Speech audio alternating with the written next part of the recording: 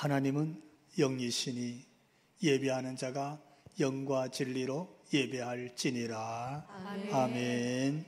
오늘 하나님께서 주신 말씀, 우리 마태복음 1장 18절에서 21절에 있는 말씀입니다. 우리 다 같이 한 목소리로 합독해서 읽도록 합시다. 예수 그리스도의 나심은 이러하니라. 그의 어머니 마리아가 요셉과 약혼하고 동거하기 전 성령으로 잉태된 것이 나타났더니 그의 남편 요셉은 의로운 사람이라. 그를 드러내지 아니하고 가만히 끊고자 하여 이 일을 생각할 때에 주의 사자가 현명하여 이르되 다윗의 자손 요셉 내 아내 마리아 데려오기를 무서워하지 마. 그에게 잉태된 자는 성령으로 된 것이라. 아들을 낳으리니 이름을 예수라 하라. 이는 그가 자기 백성을 그들의 죄에서 구원할 자이시니라 하니라. 아멘. 이제 오늘 대림절 첫 번째 주일이에요. 대림절이란 말은 어드벤트란 말을 쓰는데, 이 말은 라틴어에서 온 말인데 도착하다, 그런 뜻입니다. 뭐가 도착하기를 기다리냐 하면 오실 그분이 도착하기를 사모하면서 기다리고 또 기다린다는 마음이 이 대림절이란 뜻이에요. 누구를 기다리냐 하면 이미 오셨던 이 땅에 메시아로 인류를 구원하러 오셨던 예수님을 기다리는 절기인 줄로 믿습니다. 그래서 성탄절 전 4주 동안, 4주 동안에 매주 하나씩 촛불을 켜면서 다시 오실 재림하실 예수님을 기다리고 있는 절기예요. 보통은 이렇게 이제 초를 5개 꽂고 놓는데, 보라색이 한 3개쯤 되고, 분홍색이 하나 있고, 그리고 흰색이 이렇게 하나 있어요. 제일 첫 번째 초는 소망의 초 이렇게 부릅니다. 두 번째 초는 평화의 초 이렇게 부르고, 세 번째 초는 기쁨의 초 이렇게 부르고, 여기 이제 분홍색이 오면 네 번째 초는 사랑의 초 이렇게 부르고, 이제 흰 초, 5번째 초는 언제 켜냐 하면 성탄절 아침에 켭니다. 그래서 이 땅에 오신 예수님이 빛으로 오셨다. 여러분 마음으로 옮겼어요. 여러분 마음에도 대림절을 보내면서 촛불이 하나씩 켜지기를 바랍니다. 그 성탄절 흰초에 불을 켜면서 이 땅의 어두운 세상, 어둡다는 말은 구원이 보이지 않는다는 뜻이에요. 어둡다는 것은 인생이 구원의 길을 찾을 수 없다는 거예요. 사람의 삶에 캄캄한 절망, 캄캄한 사망의 음침한 골짜기에 뚝 떨어져 있는 것처럼 생명이 보이지 않는다는 뜻이에요. 그런 곳에 이 땅에 오신 메시아가 우리에게 무엇으로? 빛으로 오신 예수님이다. 할렐루야. 자, 그러면 여러분, 오늘 본문에도 등장하고 있는데 예수님은 왜 이렇게 오셨을까요? 왜 하나님은 독생자를 이 땅에 보내시마 약속하셨을까요? 높고 높은 하나님의 보좌에 계신 분이십니다. 그분이 이 세상으로 뚫고 성육신에서 온 사건인 줄로 믿습니다. 예수님의 임재하심은 마치 이런 겁니다. 하나님의 세상입니다. 하나님의 보좌는 영원한 세상입니다.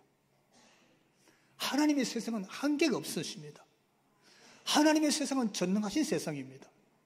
그분이 세상으로 뚫고 오셨다는 말은 이 세상은 전부가 한계가 있습니다.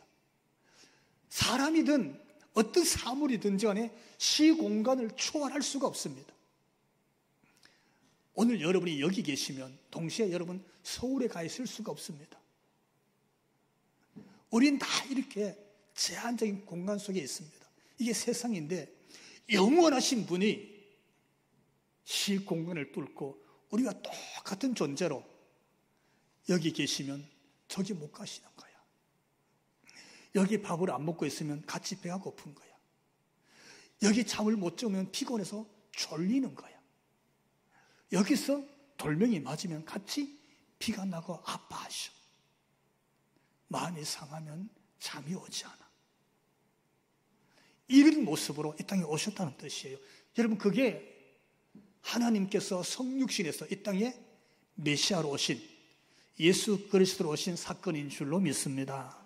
그렇게 오신 거예요. 왜 오셨을까요? 그렇게 영원하신 분이 하나님 보좌에서 무슨 이유 때문에 낮고 낮은 이 땅에 그렇게 오셨을까? 오늘 성경은 이렇게 우리에게 설명해 주고 있습니다. 21절의 말씀인데 같이 읽습니다. 아들을 낳으리니 이름을 예수라 하라. 이는 그가 자기 백성을 자기 죄에서 구원할 자이심이라 하니라. 아멘. 이 한 가지 이유 때문이에요. 그렇게 인간의 몸으로 오셨어요. 그의 이름을 예수라 하라 했어요. 예수님의 이름으로 오신 거예요. 왜요? 그가 자기 백성을 자기 죄에서 구원할 자이심이라. 할렐루야. 오직 그 이유 때문이에요. 이는 누구도 자기 죄에서 자기를 구원할 수가 없어요. 세상 어떤 권력자도, 어떤 지위가 있는 사람도, 세상 가진 것을 가장 많은 어떤 부자라 할지라도 자기 죄에서 자기를 구원할 수가 없었어요. 그래서 성경은 이렇게 말해요. 모든 사람이 죄를 범하였음에 죄의 삭은 사망이니라 그랬어요. 사망에서 건져낼 자가 없었어요. 그래서 하나님께서 친히 성육신에서 이 땅에 그리스도로 오시는 거예요. 왜? 자기 백성을 그 죄에서 구원하기 위해서. 이 땅에 오신 예수님 왜 오셨을까?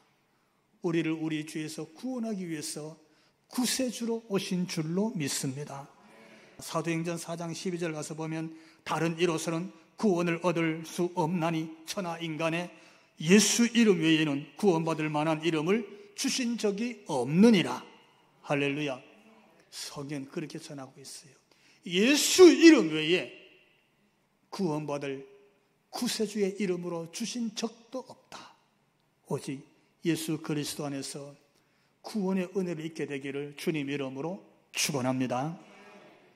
그렇게 예수님이 오셨는데 예수님이 어떻게 오셨을까? 오늘 1장 18절을 보니까 예수 그리스도에 오시면 이러하니라. 그 하나님께서 성육신에서 예수님의 이름으로 오시는데 우리에게 소개하고 있어요. 저는 이 말씀을 보면서 이제 우리가 다시 오실 예수님을 기다리고 있습니다. 오늘 여러분 우리 가운데 오실 예수님을 사모하면서 만나시기를 바랍니다. 그 예수님을 기다리는데 예수님은 이렇게 오셨구나. 예수님이 오신 길은 이런 길이었구나. 이걸 묵상하면서 여러분이 살아가는 인생의 길, 여러분의 삶의 길, 여러분이 하는 일터의 길 돌아볼 수 있는 하나님이 주신 메시지가, 하나님 말씀이 예수님이 가신 길에서 묻어났어요. 그 음성을 듣게 되기를 주님 이름으로 기원을 드립니다. 자, 그 하나님이 성육신에서 예수님으로 오셨는데 그분이 어디 오셨을까요? 따라해 봅시다. 마국간에 오신 예수님. 그 예수님이 마국간에 오셨어요. 하나님께서 인류를 자기 죄에서 구원하기 위해서 구세주로 오시는데 그분이 어디 오셨나 봤더니 마국간에 오신 거예요. 이 예수님이 오심에 대해서 성경 기록자 누가는 이렇게 기록했습니다. 누가복음 2장 7절 함께 읽습니다. 첫 아들을 낳아 강보로 싸서 그 위에 누였으니 이는 여관에 있을 곳이 없음이더라. 아멘. 예수님의 탄생지는 베들레헴입니다. 예수님이 분만한 장소는 어디 있냐 하면 여관이었어요. 그런데 예수님이 태어난 장소를 성경은 말구유, 마국간에 말이 밥 먹는 말구유에 태어나 거기 아기 예수님이 누였다. 이렇게 소개하고 있습니다. 여러분, 왜 예수님은 마국간 말구유에 누해졌을까요? 이유가 뭡니까? 성경에 여관에 있을 곳이 없음이더라. 예수님의 탄생 장면이에요. 아니 그가 누구였든지 간에 한 아이의 탄생, 한 어머니가 아이를 출산하는 장면을 우리가 생각해 본다면 이럴 수는 없는 거예요. 한 생명이 태어나잖아요. 10달 동안 그 어머니가 그를 잉태해 가면서 얼마나 고이 얼마나 조심하면서 얼마나 기도하며 축복하면서 그를 잉태하고 있었겠어요. 근데 그가 태어날 방이 없어갖고 마구간에 태어나 구유에 누워졌어요. 여러분, 이 땅에서 방이 제일 많은 곳이 어디입니까? 여관입니다. 그렇잖아요. 숙박시설이 가장 많은 곳이 여러분 여관이잖아요. 근데 제일 많이 있는 곳이 방이 제일 많은 곳이 여관인데 아이가 태어나는데 산모가 출산할 방이 하나 없는 거예요. 왜요? 사실은 방이 없었던 것이 아니라 아무도 방문을 열어주지 않았어요. 모두가 방문을 걸어 잠그고 자기 방 하나 비워주지 않았어요. 결국 예수님은 아무도 방문을 열어주지 않고 모든 사람이 전부 자기 방만 지키고 외면하는 가운데서 할 수 없이 마구간에서 태어나신 거예요. 어떻습니까, 여러분? 이 땅에 오신 하나님께서 성육신에서 메시아, 구세주로 아기 예수님으로 탄생하셨는데 그가 얼마나 외면당했던지 탄생 시간부터 우리가 짐작하게 됩니다. 아무도 관심 갖지 않았어요. 아무도 자기 방 하나 내어주지 않았어요. 아이를 출산했던 예수님의 모친 마리아의 심정은 어땠을까요? 근데 여러분, 오늘 지금 이 시대에도 어쩌면요, 이 세상의 사람들 중에는 사람들에게 외면당하는 사람들 있습니다. 사람들에게 냉대받는 사람이 있어요. 하루를 시작하면서 뭔가 의욕이 넘쳐서 뭔가 일을 해보겠다는 그런 마음으로 힘차게 시작하는 것이 아니라 오늘 하루를 어떻게 버티지? 오늘은 어디 가서 시간을 보내야 될까? 이러면서 하루하루 버티는 사람도 있습니다. 그럴 때 여러분 기억하셔야 돼요. 누구 하나 방문 하나 열어주지 않을 때, 누구 하나 자기에게 마음 하나 열어주지 않을 때, 누구 하나 자기에게 손 하나 내미는 사람이 없었을 때에 예수님 태어날 때 그러셨겠구나. 예수님 오셨을 때 단 한 사람도 자기 방을 내어주지 않았었지. 그러므로 오늘 이 시간 우리 예수님 찾아오신다면 바로 그 마음을, 그 심정을 주님이 다 헤아리시는 줄로 믿습니다. 네가 이렇게 혼자 버려져 있구나. 네가 이렇게 사람들로부터 외면당하고 있구나. 네가 혼자구나. 근데 있지, 나도 마구간에서 태어났다. 아무도 내게 방문을 열어주지 않았다. 이러신 주의 음성 속에서 오늘 이 시대에 이 땅에 있는 모든 외로운 사람들, 홀로 있는 사람들이 위로받게 되기를 주님의 이름으로 기원을 드립니다. 그분이 예수님이셨어요. 또 한번 따라해 봅시다. 예수님, 광야길을 가다 그렇게 태어나셨어요. 이 땅에 인류를 자기 죄에서 구원할 메시아로 오신 사건이에요. 그런 분이 우리가 마태복음 2장 16절 가서 보면 제가 요약을 했어요.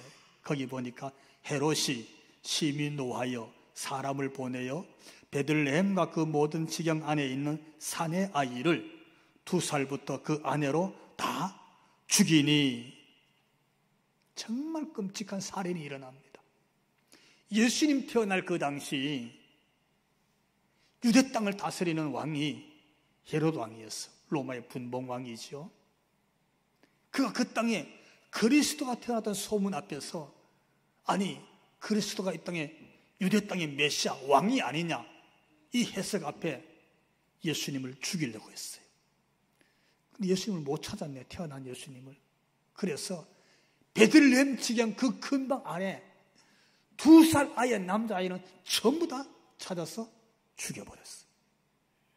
여러분, AD 1세기에 이 끔찍한 일이 유대 땅에서 일어났습니다.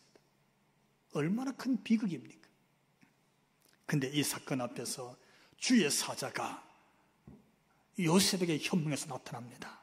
헤롯이 아기를 죽이려고 하니까 너는 마리아와 아기를 데리고 급히 어디로? 헤롯이 다스리지 않는 지역으로, 그리고 애굽으로 가라 그럽니다. 그게 마태복음 2장 13절에 있습니다. 그리 빨리 피해 가라는 거예요. 그래서 마태복음 2장 14절 보니까 이렇게 기록합니다. 함께 읽습니다.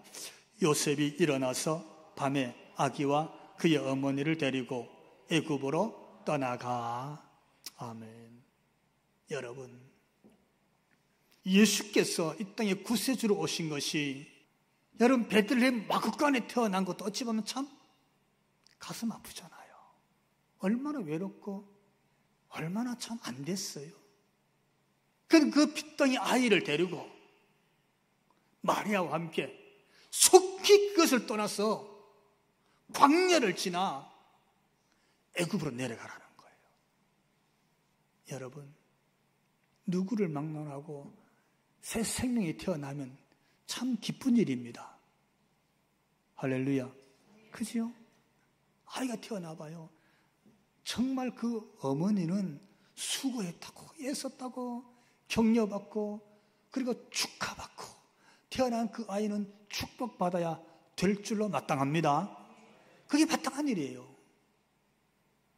그랬는데 이 땅에 오신 메시아인 예수님은 태어나자마자 어머니의 품에 안겨서 베들레헴에서 도망을 쳐야 됐습니다. 권력자 헤롯을 피해서 피난길을 가야 되는 거예요. 뭘 잘못했습니까? 그 아기가 뭘 잘못했길래 도망을 쳐야 되고 피난길에 올라야 됩니까? 그 길은 광야를 지나는 길입니다. 팔레스타인 이스라엘에서 애굽까지 가는 길은 광야길입니다. 예수님은 아기로 태어났는데 가시는 출발점의 길이 광야길을 가는 거예요. 허벌판이에요. 사람이 갈 수 있는 길이 아니잖아요. 그러니까 살 수 있는 길은 더 아니에요. 머물러서 뭐 할 수 있는 일이 아니에요. 그것에서 뭘 하겠어요? 살 수도 없는데, 갈 수 있는 길도 아닌데. 근데 예수님이 그 길을 가시는 거예요. 그게 여러분 예수님이 가시는 길입니다. 만약에 오늘 마음 하나 둘 곳이 없고 우리 자녀 하나 안고 갈 만한 곳이 없는 그런 사람이 있다면 오늘 이 예수님을 한번 기억해 보십시오. 마음 붙일 곳이 없고 몸 하나 둘 곳이 없고 자식 하나 안고 있을 만한 곳이 없다. 이놈의 세상 내가 숨쉬고 살 만한 곳이 없네. 이런 사람이 있을 수 있잖아요. 어쩌면 오늘 교회를 찾아오신 분들 중에도 정말 지난주 한 주 내내 버티다가 마음 하나 의지할 곳이 없어서 홀로 밤을 지새우고 남들이 보지 않는 곳에서 뜨거운 눈물을 흘리고 그러면서 겨우 숨을 쉬고 오늘 이 아침에 교회를 찾아오시는 분이 있을 수도 있을 겁니다. 그렇지 않겠어요? 근데 만약에 그런 분 계시면, 그러니까 사람을 피해서 정말 도망치듯이 피난 가듯이 뭘 잘못한 것이 없는데도 불구하고 그 공동체에 있을 수가 없어서 겨우 떠나오신 분이 계시거들랑 오늘 말씀 속에 이 예수님을 만나게 되기를 축원합니다. 이 예수님 오늘 우리를 찾아오시는 거예요. 그분이 말씀하시는 거예요. 나도 그렇게 도망을 쳤다. 나도 그렇게 피난길에 올라섰다. 나도 처음 출발할 때부터 가는 길이 광야길이었다. 광야길. 내가 그 길을 갔었다. 그렇게 말씀하고 찾아오신 주님 만나시고 주님과 함께 가는, 주님과 여주 동행하는 길 되기를 주님 이름으로 기원을 드립니다. 그 예수님께서 또다시 인생의 길을 가십니다. 근데 그분은 세 번째 길을 또 따라해 봅시다. 예수님 광야길을 가다. 또 광야길이야. 언제 그랬습니까? 예수님께서 드디어 하나님의 구원의 역사, 구속사를 이루기 위해서 세례를 받으십니다. 그리고는 공생에 시작하십니다. 하나님의 구원의 길을 완성하기 위해서 공생의 길을 가시는 거예요. 예수님이 세례를 받으셨습니다. 세례받는 장면 마태복음 3장에 있잖아요. 예수님의 세례 장면은 얼마나 감격스러운지 모릅니다. 예수님이 세례받고 딱 나오니까 하늘이 쫙 갈라졌습니다. 그리고 그 하늘을 위해서 성령 하나님, 성령께서 비둘기로 예수님이 쫙 임재하셨습니다. 할렐루야. 하늘이 갈라지고 성령이 임재하셨어요. 그리고는 그 위에서 음성이 났습니다. 성부 하나님께서 이는 내 사랑하는 아들이라. 할렐루야. 성부 하나님의 선언이었습니다. 이는 내 사랑하는 아들이야. 그 예수님의 세례입니다. 그날부터 예수님이 하나님의 구속사를 완성시키는 공생의 길을 가는 겁니다. 그런데 세례를 받자마자 그 엄청난 그렇게 큰 은혜를 입었는데 예수님 가시는 길은 마태복음 4장 1절 이렇게 기록하고 있습니다. 이도 같이 읽습니다. 그때에 예수께서 성령에게 이끌리어 마귀에게 시험을 받으러 광야로 가사. 어떻게 하면 좋습니까?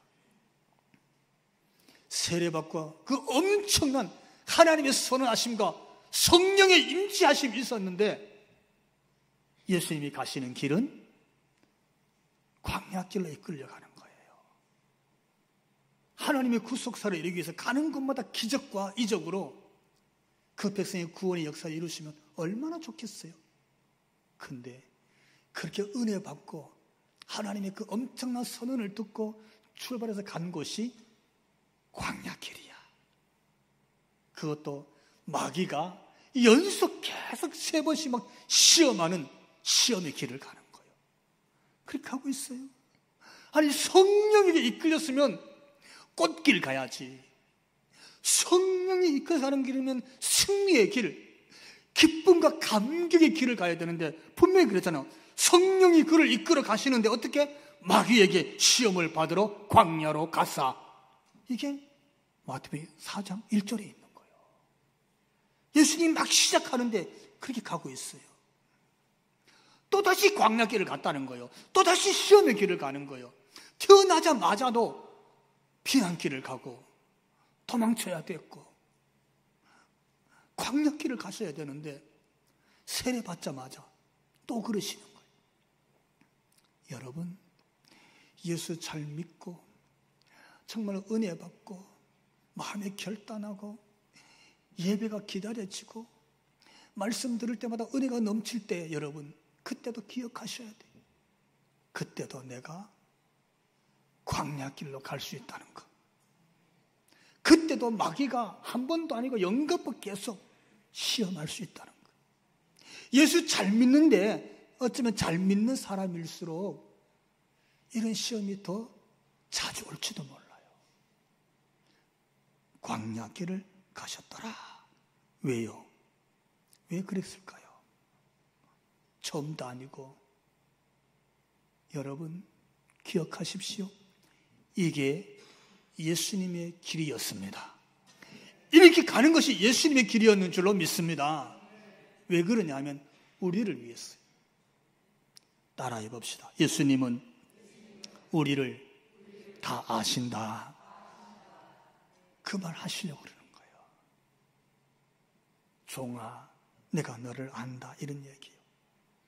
우리가 세상 변두리에 밀리면 밀릴수록 주님이 나도 알아 이러시는 거예요. 우리가 세상으로부터 외면당하고 외면당할수록 예수님이 이렇게 말씀하시는, 그래, 나도 그렇게 도망치고 피난길을 갔다. 그렇게 말씀하시는 거예요. 나도 얼마나 가슴 아픈지 나도 알아. 사람들이 아무도 마음을 열어주지 않을 때, 누구도 손 하나 내밀지 않고 한 사람도 자기 방문을 열어주지 않아서 내가 마구간에 태어났을 때 내가 너희를 다 아느니라 하신 줄로 믿습니다. 너도 길이 보이지 않지? 너도 그렇게 외면당하고 있지 않느냐? 너도 아무도 내게 마음을 열어주지 않고 있지?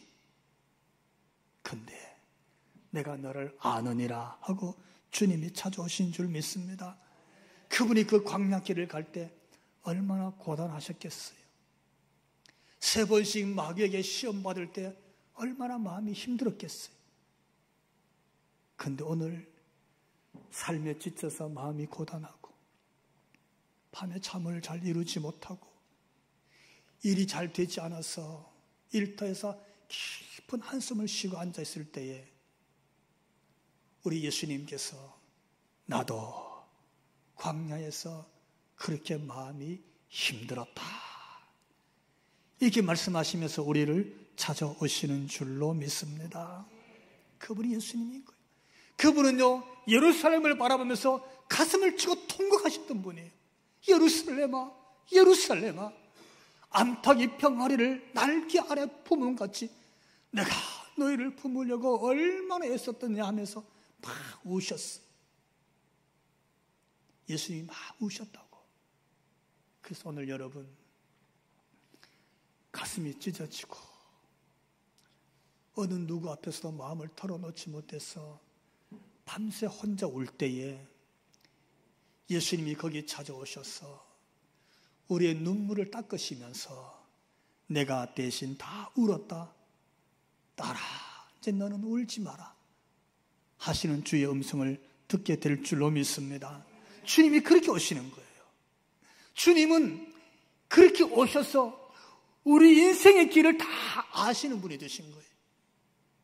그분이 영원한 분이셨어요. 한계가 없는 분이에요. 근데 이 땅에 성육신이 오셔서 우리가 똑같은 한계를 다 겪으시는 거예요. 그리고 사람들로부터 외면당하신 거예요. 사람들로부터 시험을 받으신 거예요. 성경 히브리서 4장 15절은 이렇게 우리에게 소개합니다. 함께 읽습니다. 우리에게 있는 대제사장은 우리 연약함을 채울하지 아니하는 자가 아니요 모든 일에 우리와 한결같이 시험을 받은 자로되 죄는 없느니라. 아멘. 이번 성탄절 그리고 오늘 이 예배 가운데 찾아오시는 우리 예수님, 그분이 이렇게 말씀하셨습니다. 우리의 연약함을 친히 다 채율하신 그분이라고. 우리가 배고파할 때 그분도 배고픔을 아셨고, 우리가 못에 찔려 상처나서 아파할 때 그분도 못 박히셨고, 사람들로부터 무서운 그 눈초리로 상처받을 때 그분은 채찍에 맞으셨고, 우리가 눈물을 토할 때 그분은 피를 쏟으시면서 나도 너희의 모든 연약함을 다 채율하였느니라. 그렇게 말씀하시면서 오늘 우리에게 그분이 말씀하십니다. 너는 믿음으로 나를 굳게 잡으라. 할렐루야. 믿음으로 예수님을 붙잡으시기를 원하십니다. 믿음으로 예수님을 기다리라는 거예요. 믿음으로 예수님을 영접하라 하시는 줄로 믿습니다. 예수님이 그렇게 오셨어요. 그리고 그분은 옆에 있는 자들에게, 옆에 있는 형제들에게, 옆에 있는 우리 지체들에게 우리가 손 내밀기를 원하시는 줄로 믿습니다. 예수님은 네가 그렇게 힘드냐? 나도 힘들었으니까 너는 네 자신을 위로해 주라. 할렐루야. 여러분 한 사람 한 사람 주님이 대신 그 길을 가신 줄로 믿고 여러분 자신을 귀히 여기시기 바랍니다. 여러분 자신을 소중히 여기시기를 바랍니다. 좀 스스로 위로 좀 해주세요. 자기 자신을 좀 격려해 주시고 칭찬해 주고 주님과 함께 새 힘을 얻게 되기를 축원합니다. 동시에 우리 주변의 우리 지체들, 우리 성도들, 우리 형제 자매들에게 우리가 손을 좀 내밀어 주셔야 돼. 마음 좀 열어 주셔야지. 눈빛 하나라도 좀 사랑스럽게 봐주시고 말 한마디라도 좀 위로하고 격려해 줄 수 있는 그런 말로 저와 여러분을 통해서, 오늘 우리 교회를 통해서 예수님이 사람들에게 좀 전해지게 되기를 주님 이름으로 축원합니다.